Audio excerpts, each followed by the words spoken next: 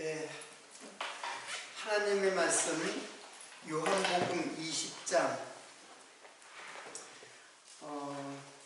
지난 시간에 10절까지 봉독해 드렸는데 11절부터 18절까지 뒷부분을 또 오늘 읽도록 하겠습니다.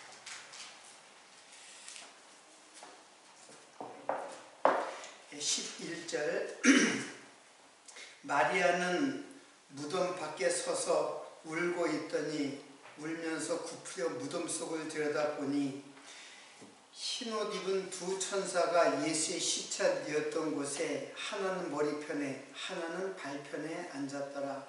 천사들이 가로되 여자여 어찌하여 우느냐 가로되 사람이 내 주를 가져다가 어디 두었는지 내가 알지 못함이니이다.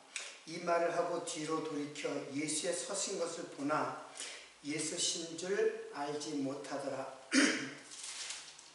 예수께서 가라사대 여자여 어찌하여 누구를 찾느냐 하시니 마리아는 그가 동산지기인 줄 알고 가로되 주여 당신이 옮겨갔거든 어디 두었는지 내게 이르소서 그리하면 내가 가져가리이다. 예수께서 마리아야 하시거늘 마리아가 돌이켜 히브리 말로 라보니여 하니 이는 선생님이라. 예수께서 이르시되 나를 만지지 말라. 내가 아직 아버지께로 올라가지 못하였노라. 너는 내 형제들에게 가서 이르되 내가 내 아버지 곧 너의 아버지 내 하나님 곧 너의 하나님께로 올라간다 하라 하신대 막달라 마리아가 가서 예수 제자들에게 내가 주를 보았다 하고 또 주께서 자기에게 이렇게 말씀하셨다 하시니라. 지난 시간에 부활에 대해서 말씀을 드리고 오늘은 본문 말씀 1절부터 본문 말씀을 좀 살펴보도록 하겠습니다. 계속해서 부활에 대한 내용을 20장 전체에서 부활에 대한 그 내용을 살펴보고 오늘은 부활이라는 것의 의미를 지난 시간에 살펴보았고 그 부활의 신앙은 어떤 것이 부활 신앙인가를 생각하는 그런 시간을 갖도록 하겠습니다. 안식 후 첫날 이제 그런 말은 지금 안식은 이렇게 안식은 사실은 토요일이에요. 이게 토요일이에요. 그러니까 안식 후 첫날이니까 이날은 어떤 날이에요? 지금으로 말하면 주일이죠. 안식 후 첫날. 그러면 그 전날은 사실은 그 절기로 보면 6월절이에요.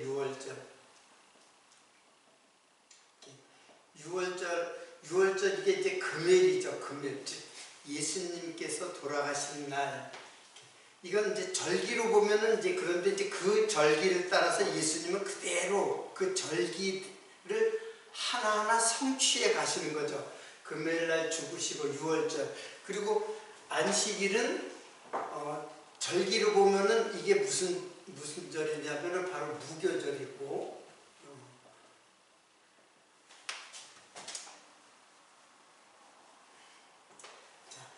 6월절 그리고 무교절 이게 이제 토요일이죠.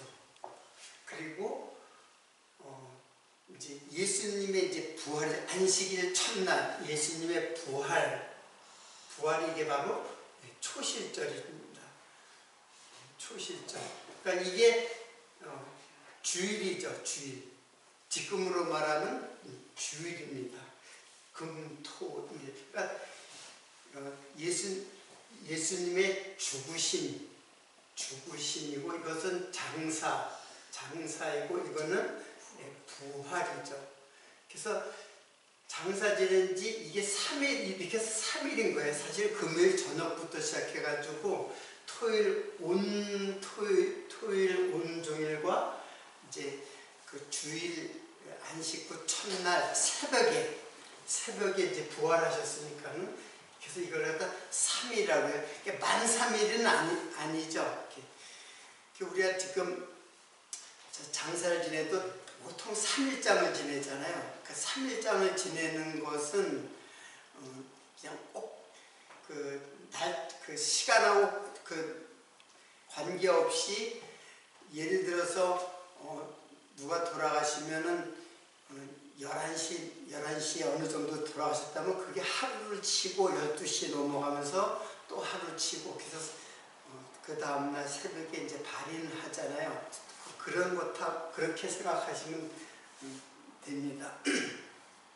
자, 그래서 막달라 마리아가 무덤에 왔어요. 그러니까 이때 이른 아침이라는 말은 이때는 이제 어두울 때예요. 다른 복음서 보면 아직 어두울 때. 근데 원어를 내가 지금 찾았는데 내가 이거 이제 적지를 않았어요. 모르고. 그 뜻은 뭐냐면 불분명할 때라는 말이 있어요. 근데 이거는 영적인 의미를 또 갖고 있어요. 예수를 보는데 선명하지 못한 거예요. 즉 영적인 시야가 가려진 상태라고 볼 수가 있어요. 그래서 예수님을 못 알아봐요. 자, 그래서 제일 먼저 누가 예수님의 무덤에 갔냐면 여기 막달라 마리아가 이제 예수님의 무덤에 이제 왔죠. 남자도 아니고 여자가 무덤을 찾아가 무섭지도 않은지 하여튼 찾아왔어요. 그래서 가보니까는 돌이 옮겨진 거예요. 돌이 옮겨져 간 것을 보고 시몬 베드로와 예수의 사랑하시던 그 다른 제자가 달려가서 말하되 우리가 줄을 무덤에서 가다가 사람이 줄을 무덤에 가서다가 어디 두었는지 우리가 알지 못하겠다 하고 제자들에게 얘기하니까 베드로와 그 다른 제자라고 그랬어요. 여기 다른 제자는 이게 요한이에요. 거의 이구동성의 모든 신학자들. 왜냐하면 요한은 자기를 갖다가 익명으로 요한복음 전체에서 자기 자신을 감추는 그런 그 표현을 계속 썼어요. 그래서 다른 제자는 바로 요한이에요. 다른 이제 복음서를 통해서 이제 알 수 있는데, 그래서 두 제자가 이제 달려간 거죠. 베드로와 그 다른 제자가 나와서 무덤으로 갈새 둘이 같이 다름질하더니 그 다른 제자가 베드로보다 더 빨리 달아나서 더 빨리 달려간다는 거는 서로 예수님에 대한 어떤 이제 애정의 표현이라고 볼 수가 있죠. 더 빨리 달려갔다. 구부려 세마포 놓인 것을 보았으나, 그러니까 다른 제자인 누구냐면 요한이 먼저 달려가서 구부려라는 말은 무덤 속에 들어가지 않고 아마 무덤이 이제 좀 낮은지 이렇게 안을 쳐다보는 그런 모습이죠. 세마포 놓인 것을 보았으나 들어가지는 아니하였더니 시몬 베드로도 따라와서 이제 늦게 이제 도착해서 무덤에 들어가 보니 세마포가 놓였고, 시몬 베드로는 역시 이제 좀 진취적이죠. 다른 사람들은 무덤 속을 이렇게 들여다봤는데 이 베드로는 아예 무덤 속으로 들어가 버렸어요. 그래서 보니까는 세마포가 놓였고, 또 머리 쌌던 수건은 세마포와 함께 놓이지 않고 다른 곳에 개켜 있더라. 여기 개켜 있더라는 말은 이렇게 옷을 이렇게 우리가 생각하듯 이렇게 개었다는 뜻이 아니라 그 형체가 사라진 상태에 그대로 있다는 뜻이에요. 그 이제 단어의 뜻은. 그러니까 그걸 딱 보는 순간 예수님이 부활했다라는 것을 직감할 수 있는 그런 형태로 그 세마포가 이렇게 놓여져 있어요. 그리고 머리 쌌던 수건은 역시 이거는 이제 시신과 머리를 따로 이제 우리말로 말하면 염을 한 거죠. 칭칭 동여매는 거예요. 근데 머리는 따로 동여맨 그것이 이제 따로 이렇게 개켜 있었고, 그때야 무덤에 왔던 그 다른 제자도 들어가 보고 믿더라. 저희는 성경에 그가 죽은 자 가운데서 다시 살아나야 하리라 하신 말씀을 아직 알지 못하더라. 이에 두 제자가 자기 집으로 돌아가니라. 여러분, 그 8절에 보면은 다른 제자도 들어가 보고 믿더라 하고 믿었다는 말을 썼는데 9절은 설명형이에요. 즉 요한복음을 쓴데 요한이 다른 제자는 자기잖아요. 그렇죠? 8절에 다른 제자는 요한이라고 했잖아요. 이 성경을 기록한 요한이에요. 그런데 저희가 성경에 그가 죽은 자 가운데 다시 살아나리라 하신 말씀을 아직 알지 못하더라. 이 9절의 말씀은 요한이 설명을 한 거예요. 그 상황을 설명했어요. 근데 이상한 것은 보고 믿었다고 했는데 그 설명을 뭐라냐면 성경에 그가 죽은 자 가운데서 다시 살아나리라 하신 말씀을 아직 알지 못하더라. 이 말은 그 믿음에 대한 부정적인 설명이에요. 자, 그런 것이 이제 9절에 나와 있습니다. 그러니까는 부활에 대한 그들의 그 믿음은 잘못된 믿음이에요. 그래서 과연 믿음이라는 말은 성경적으로 어떤 의미를 가진 단어인가? 이 부활을 지금 다른 것도 아니고 부활을 갖다 믿는 그 신앙, 물론 우리의 모든 신앙을 다 포함한 거예요. 그리고 부활 신앙은 우리의 모든 예수 그리스도에 대한 신앙의 결정체예요. 이렇게 결과적인 그 신앙의 열매라고 볼 수가 있는 거예요. 그런데 그걸 갖다가 알지 못하더라라고 요한은 그렇게 설명을 이렇게 해놓고 있는 것입니다. 자, 조금 더 설명하자면 이 내용을 좀 생각해 보도록 하겠습니다. 마리아는 무덤 밖에 서서 울고 있더니 울면서 굽으려 무덤 속을 들여다보니 울면서 무덤 속을 굽혀보니 흰옷 입은 두 천사가 예수의 시체 뉘었던 곳에 하나는 머리편에 하나는 발편에 앉았더라. 여러분, 이게 이제 그룹이거든요. 구약으로 보면 그룹인데 그룹이 두 개의 그룹이 이렇게 새겨져 이렇게 형상으로 만들어진 것이 있어요. 그 성막 안에 뭔지 아세요? 지성소에 들어가는 게 뭐예요? 지성소 안에는 이 정도는 여러분 알고 있어요. 지성소 안에는 뭐가 있어요? 법궤가 있죠. 그 법궤에 법궤가 이렇게 있어요. 이렇게 상자예요. 괴니까 상자예요. 이제 상자의 모양을 이렇게 보니까 이렇게 돼 있더라고요. 이렇게 돼 있는데 여기 앞과 양쪽에 여기 이제 고리를 이렇게 해가지고 아마 제사장 네 사람이 이게 드는 이제 그런 것이에요. 이런 상자가 있어요. 근데 여기에 이렇게 날개가 달려져 있는 그림을 보면 그렇게 나와요. 두 천사가 그룹이에요. 여기 그룹이 이렇게 이제 법계 위에 이렇게 세워있어요. 그리고 이 덮는 거를 뭐라 했어요? 덮는 거를 뭐라 해요?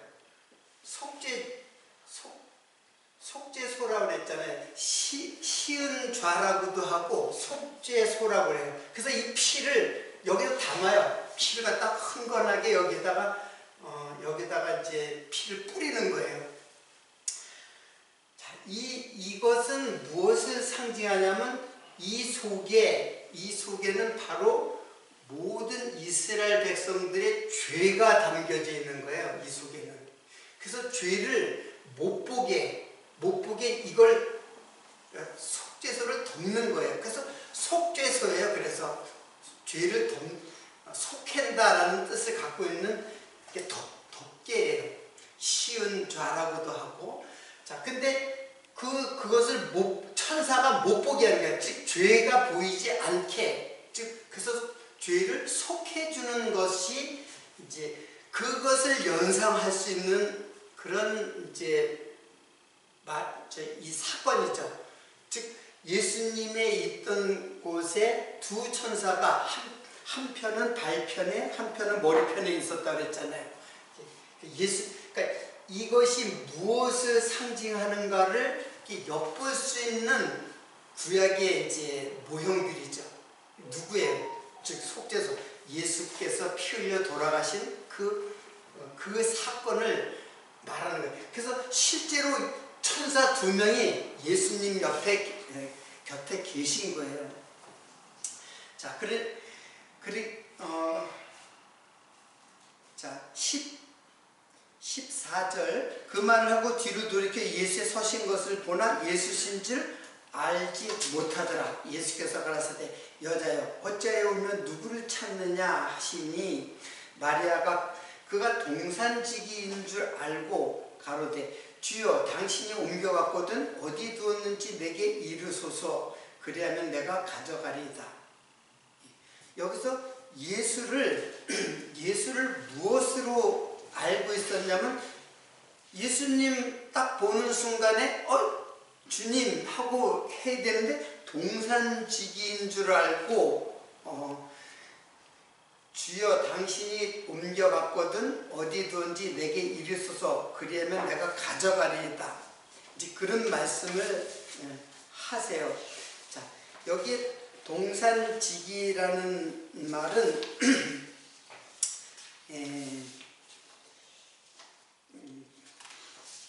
이것도 제가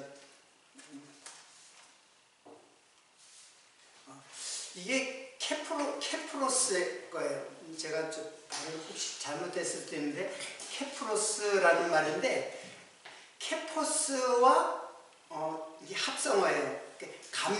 케포스와 감시자라는 말의 합성어예요. 그러니까 우리는 그냥 동산지기라고 번역이 돼 있지만 사실은 동산의 감시자, 관리자, 다스리는 자 그런 의미를 갖고 있는 거예요. 케포스는 여러분 뭐 잘 아듯이 동산이라고도 하고 정원이라고도 하죠. 대학교를 캠퍼스라고 하는 것처럼.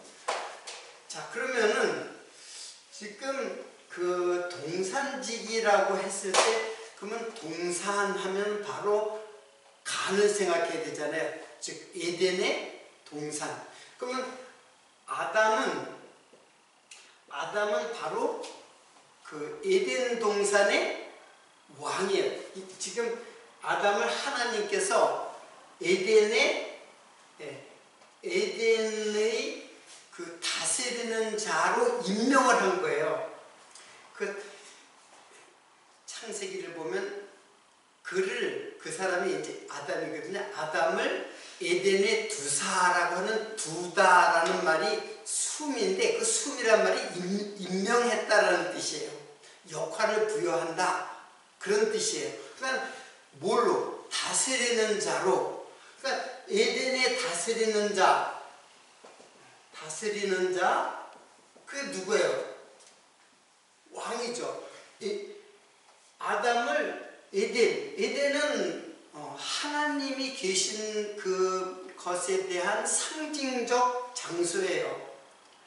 그러니까는 하나님 계신 곳, 이게 물론 이게 나중에 성막으로다가 이제 만들어서 이것이 하나님 계신 곳, 이렇게 하나님 임재의 장소 그렇게 하잖아요. 그 성막의 가장 깊은 곳 지성소에 하나님 임재의 장소란 말이에요.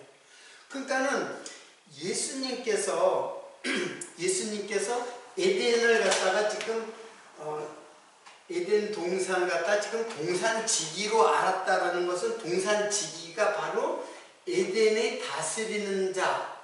그러니까 여기는 이제 동산이라 했죠. 근데 이 동산은 어떤 동산? 여기는 에덴 동산이지만 여기는 무덤이 있는 동산이에요. 그래서 무덤이 있는 동산. 그러니까 죽음이 있는 동산이라는 뜻이에요. 그걸 다스린다. 그 죽음을 다스린다. 그 다스리는 왕. 동산직이라고 했지만 사실은 왕이나 마찬가지예요. 이 동산을 관리하는 자, 경영하는 자니까. 그러면 무덤, 이건 뭐예요? 죽음이잖아요. 그러니까 죽음을 다스리고 승리하시는 왕, 그분을 지금 소개해주고 있는 거예요. 그러니까 그 마리아가 이 동산지기인 줄 알고 예수님께 이제 그런 말씀, 당신이 내 주를 갖다가 옮겨갔거든, 돌려달라. 그러니까는 예수께서 마리아야 하시거늘, 마리아가 돌이켜 히브말로 라보니요, 이제 예수 그리스도를 이제 보게 된 거죠. 그래서 예수께서 이르시되 나를 만지지 말라. 내가 아직 아버지께로 올라가지 못하였노라. 너는 내 형제들에게 가서 이르되 내가 내 아버지 곧 너희 아버지께로, 너희 아버지 내 하나님 곧 너희 하나님께로 올라간다 하라 하신데 막달라 마리아가 가서 예수께서 내가 주를 보았다 하고 주께서 자기에게 이렇게 말씀하셨다 이르니라.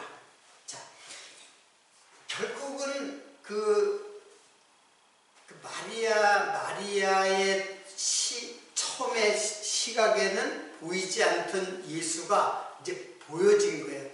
즉 누가 보여진 거야? 죽음에서 부활하신 예수를 보게 된 거예요.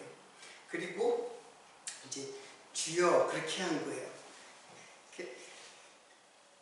자, 이런 사건을 볼 때 거기 17절에 보면 예수께서 이르시되 나를 만지지 말라. 내가 아직 아버지께로 올라가지 못하였노라. 내가 아직 승천하지 못했으니까 나 만지지 말라. 도대체 이거는 또 무슨 말이야? 나를 만지지 말라. 승천하기 전에는 만지지 말아야 할 무슨 이유가 뭐겠어요? 나중에 기록된 것을 보면은 도마에게는 뭐라 그러냐면 내 손에 못자국도 만져보라고 내 옆구리도 만져보라고 했는데 여기서는 만지지 말라라고 했어요. 자, 이 말은 레위기를 보면은 레위기 23장은 그 예수님의 절기가 아니라 7절기가 쭉 기록된 게 레위기 23장이에요. 거기에 보면은 9절에는 초실절에 대한 내용이 나오고, 그리고 22절에는 맥추절에 대한 이야기가 나와요. 그런데 그 한 부분을 제가 읽어 드리면은 이게 초실절에 대한 얘기인데, 첫 수확, 첫 이삭, 이거 이게 첫 열매죠. 초실이죠. 제사장이 가져오고 제사장은 흔들어서 드려라. 하나님께 제물로 드리기 전에 여기도 흔들어서 드리는 제사를 뭐라 그래요? 뭐 어떻게 흔드는지 모르겠는데 흔들어 드리는 제사가 있어요. 그걸 무슨 제사라고 해요?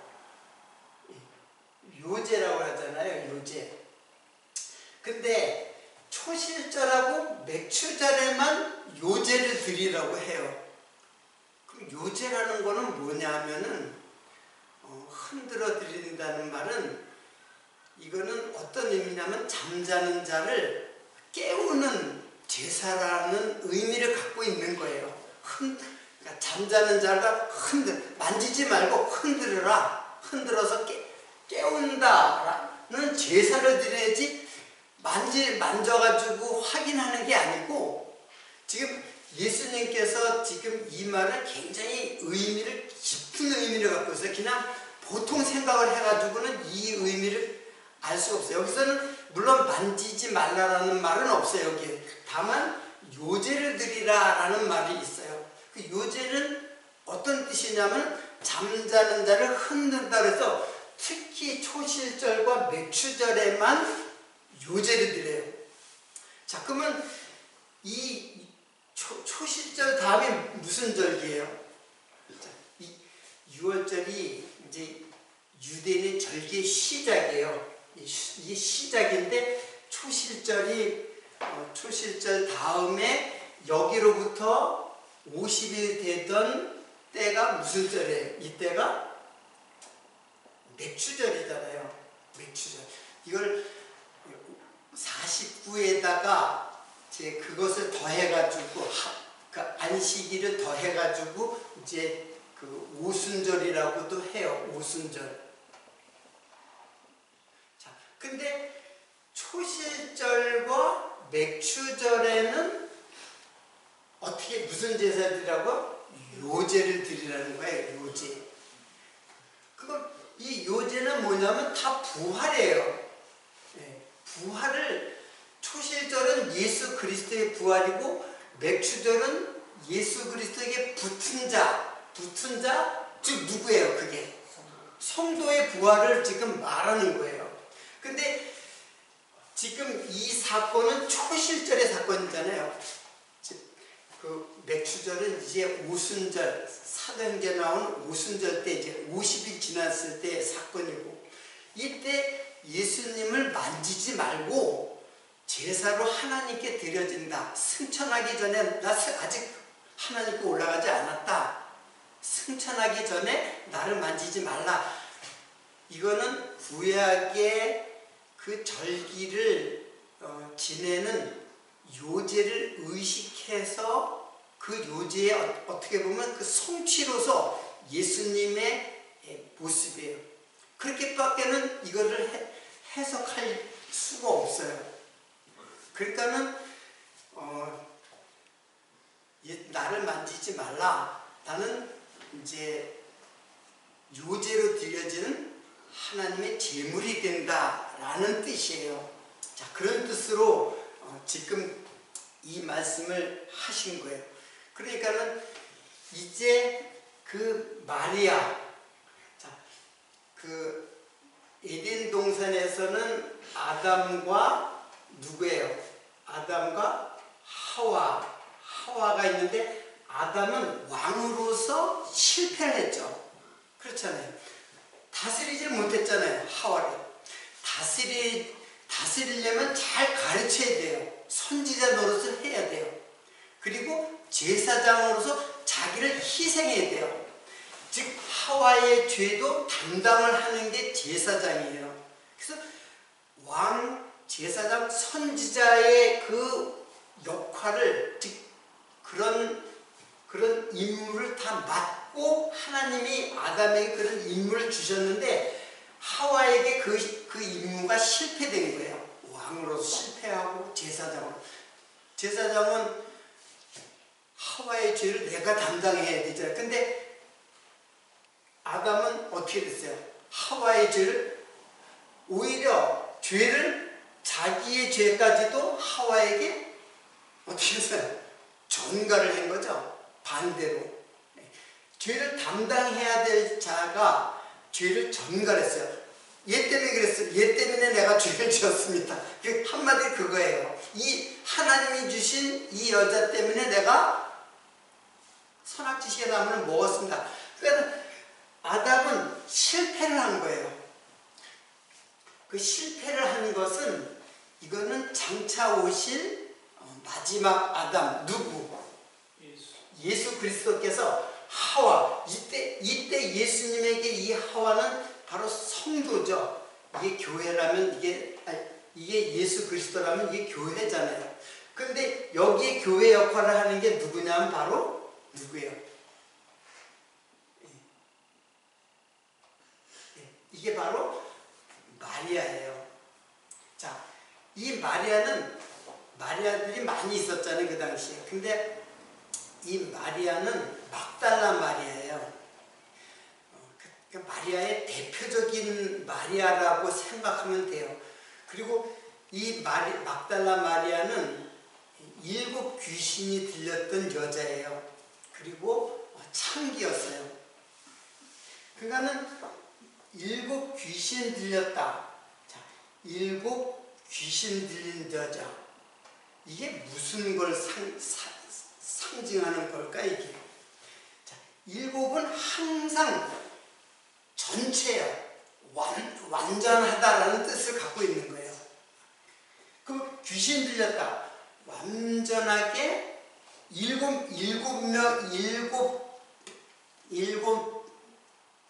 명의 저 귀신 들렸다라는 뜻이라기보다는 완전하게 귀신 들린 자. 그래서 완전히 귀신의 종이 된 자, 죄의 종이 된 자.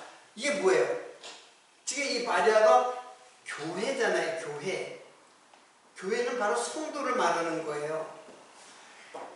그래서 예수님께서 막달라 마리아 교회인 성도에게 너 왜 울고 있어? 이거는 뭐예요?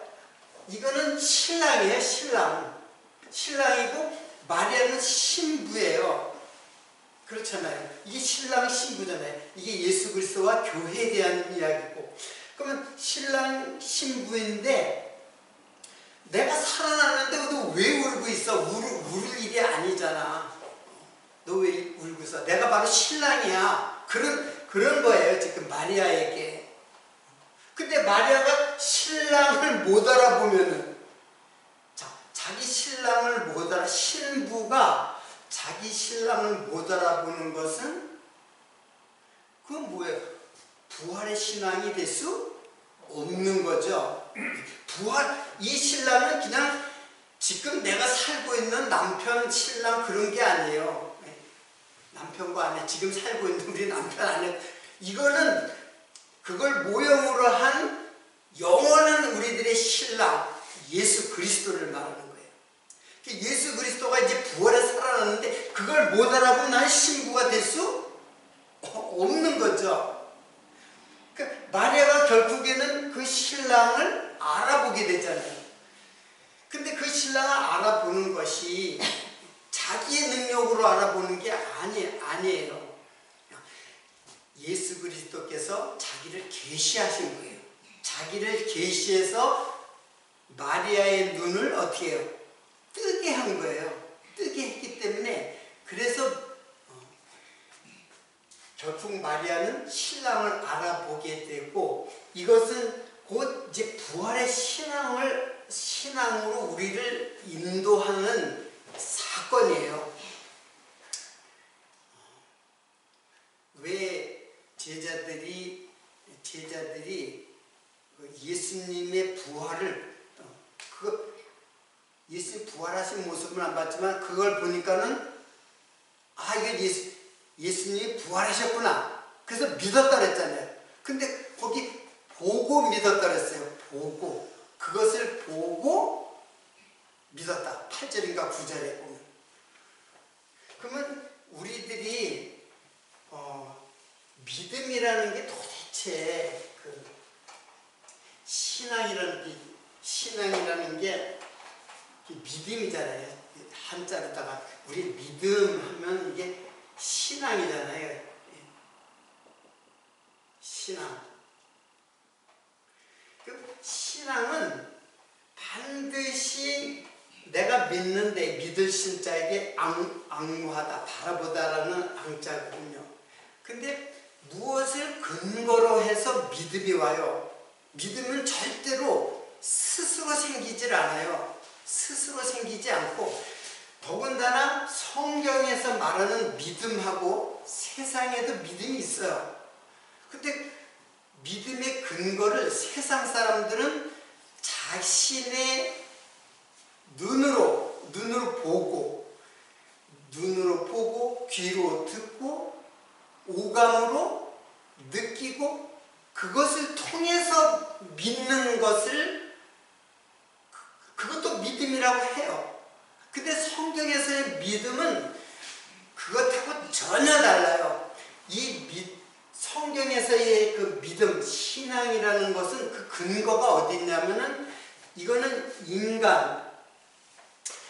자, 이거를 갖다 이제 결론적으로 말할게요. 이거는 이제 이것이 성경적 믿음이라면은 인간이 자기 스스로의 오감을 통해서 믿게 하는 것을, 그거는 신앙이 아니라 그거는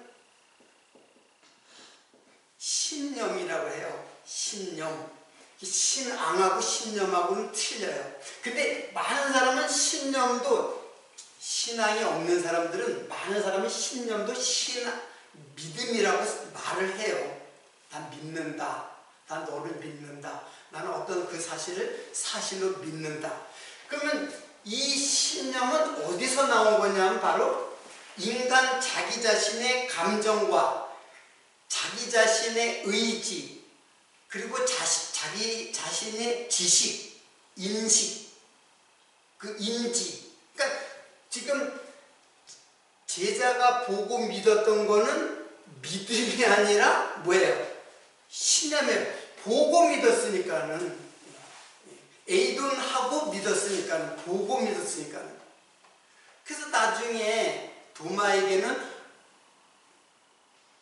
보지 않고 믿는 것이 복되다라고 했어요. 보고 믿는 것보다 보지 않고 믿는 것이 복되도다. 그러니까 이거는 복이 될 수 없는 믿음이에요. 아무리 눈으로 보고 믿어도 다 필요 없어요. 자기 의지로 믿어도 필요 없어요. 이건 어디까지나 자기 자신이 믿는 거예요. 내가 믿는 거예요. 그 내가 믿는 믿음 가지고 하나님께 나아가면 안 된다는, 그건 믿음으로 인정될 수 없는 거예요. 그러면 하나님께서 성경에서 말하는 그 신앙이라는 것, 믿음이라는 건 과연 어떤 것이냐? 이 믿음은 반드시 이 근거가 있어야 되잖아요. 믿는다는 말 자체가 어떤 근거를 갖고 있어요. 근데 이거는 어디에 근거가 있어요? 자기의 감정이라든가 자기의 의지라든가 자기의 지식이라든가 자기가 여태까지 인지하고 자기가 인식해가지고 온 여러 가지 정보에 의해서 믿는 것이죠. 근데 그거는 필요가 없어요. 다 내가 믿습니다. 내가 주님을 믿습니다 해도 그건 필요가 없어요. 예수님에게는. 그럼 예수님에 대한 진정한 신앙적 믿음은 어떤 것이냐?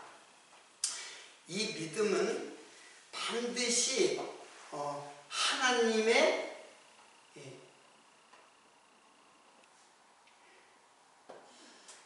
언약에 근거를 해야 돼요. 하나님의 언약에 근거한 믿음이에요. 그러니까 믿음은 어차피 무엇에 근거를 해야 돼요. 그냥 믿음이라는 게 아무 집도절도 없이 그냥 믿음이 생기는 사람은 없어요. 뭔가 자기 자신의 어떤 정보, 내가 봤다든가, 내가 들었다든가, 내가 깨달았다든가, 그런 것을 통해서 믿음이 오는데, 인간 자신에게서 나오는 그 믿음은 필요 없다는 거예요. 하나님께서는. 지금 예수님에 대한 믿음은 하나님의 언약을 근거로 하는 믿음이어야 돼요. 그러면 하나님께서 언약하신 것, 그러면 하나님의 사역은 뭐예요? 그러니까 결국 이 믿음은 하나님의 사역, 반드시 약속하신 그분은 반드시 어떻게 하신다? 성취하신다. 예. 그러니까 하나님이 언약하시고 하나님이 성취하신 그 하나님, 그리고 그 언약과 성취의 당사자이신 예수님에 대한 분명한 근거를 믿음이라고 하는 거예요. 거기에 붙잡혀 있지 않은 거예요. 그러니까 성경도 모르고 그냥 들은 풍월로다가 나 예수님 믿어, 그 말은 필요 없다는 얘기예요. 지금 제자들이 그거 믿었거든요. 부활을 봤단 말이에요. 그러니까는 20절에 보면은 아까 9절에 보면은 저희가 성경에 그가 죽은 자 가운데 살아나리라 하신 말씀, 이 말씀이 바로 언약이거든요. 구약의 언약이라는 거예요. 그 말씀을 아직 알지 못하더라. 그러니까는 믿음은 스스로 자발적으로 생기는 것이 아니에요. 자발적으로 생겼다고 하는 것은 믿음이라고 말은 할지라도 그거는 어디까지나 성경적 믿음이 아니라 그걸 구분하면 그건 신념에 불과한 것 뿐이에요. 많은 사람들은 자기 신념 가지고 아주 그 신념이 굉장히 믿음이 좋은 것으로 보일 때도 있어요. 아주 저 사람은 굉장히 믿음 좋아, 이렇게 보일 수가 있어요. 그러나 성경, 즉 말씀, 언약, 하나님의 말씀이 그것이 근거가 되는데, 이 하나님의 언약과 성취를, 이 하나님의 언약과 성취의 당사자신 예수를 증거하는 분이 누구냐면 바로 누구겠어요? 그분이 바로 성령 하나님이에요. 그러니까 성령이 아니고는 절대로 믿음이 올 수가 없어요. 여러분이 성경을 많이 보고 그래서 믿는 믿음도 있을 수 있어요. 성령의 도우심이 없이 성경을 보니까는 예수님이 살아나셨어. 근데 그것이 성령께서 깨닫게 해주시는 믿음이 아닐 수도 있어요. 자, 이 말은 뭐냐면은 이 맥주절이, 이게 오순절이, 이게 성령 강림이잖아요. 다시 말하면 성령 강림 때에 성도들이 부활하는 거예요. 부활의 신앙을 얻게 되는 거예요. 그 전에는 절대로 인간이 스스로의 어떤 의지라든가 내가 믿습니다. 여러분, 많은 성도들이 믿습니다라는 말을 자꾸 되뇌이잖아요. 그거는 오히려 나는 믿음이 내가 믿지 못하겠다는 것에 대한 반증일 수 있어요. 믿지 못하니까 자꾸 믿습니다. 내가 믿는다고 이렇게 믿음이 오나요, 그게?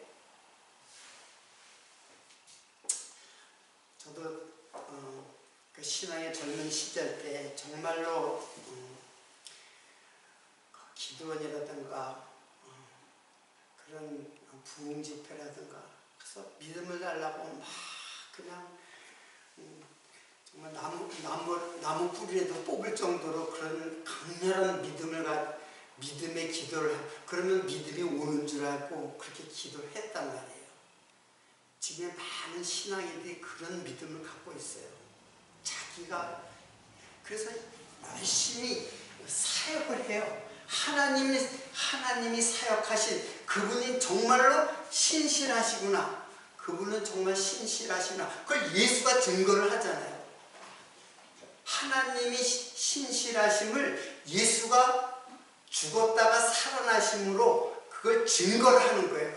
누가 증거를 했냐? 성령이 증거를 하는 거예요.